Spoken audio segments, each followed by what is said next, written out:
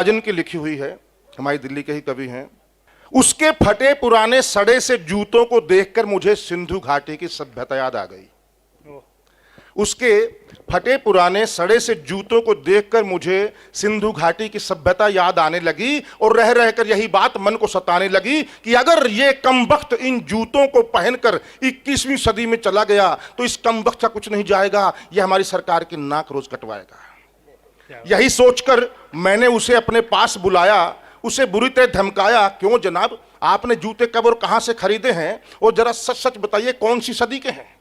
यह देखकर वो घबराया, मेरे पास आया, बोला कि बाबूजी मेरी ऐसी औकात कहां कि मैं जूते खरीद सकूं, ये तो आप जैसे किसी बाबूजी ने पुराने समझकर फेंक दिए थे और मैं इन्हें नए समझ कर उठा लाया था। मेरा ये काम मेरी पत्नी को बहुत पसंद आया था, तो मैंने बोला कि आपने इन पर पॉलिश कब से नहीं करवाई। तो बोला कि आप ये क्यों नहीं पूछते कि मैंने रोटी कब से नहीं खाई। मैंने कहा कि आप रोटी खाइए या मत खाइए, लेकिन अगर 21वीं सदी में जाना है तो जूतों पर पॉलिश करवाइए। अरे क्या यही जूते पहनकर 21वीं सदी में जाओगे, क्या सरकार की पूरी ही कटवाओगे।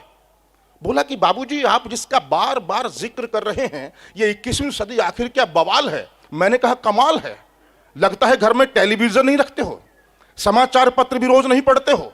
अरे मेरे दोस्त, 21वीं सदी वो सदी है जहां जाने के बाद हर आदमी हर तरह से खुशहाल होगा, जहां कोई भूखा नंगा न कंगाल होगा, जहां हर काम बस कंप्यूटर किया करेगा और आदमी तो बस आदमी का खून पिया करेगा। जहां हर काम बस कंप्यूटर किया करेगा और आदमी तो बस आदमी का खून पिया करेगा। तो बोला कि बाबूजी अगर वहां जाकर भी हमारा खून पिया जाना है तो यही जगह कौन सी बुरी है।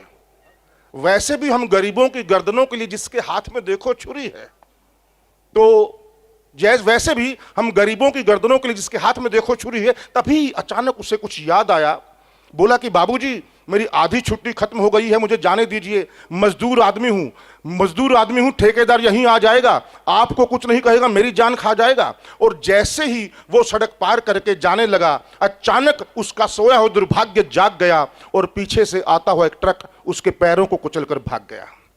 ये देखकर मैं बुरी तरह घबराया, दौड़ा हुआ उसके पास आया तो बोला कि बाबूजी अब तो आपके सारे शिकवे गिले ही मिट गए हैं ना, मेरे दोनों पैर ही कट गए हैं ना। ये देखकर मेरा मन बुरी तरह क्लांत हो गया और बूढ़ा बेचारा सड़क पर ही शांत हो गया। ये थी 21वीं सदी कविता। जो शुक्रिया Yashpal. Thank you so much. Thank you. आपका भी शुक्रिया।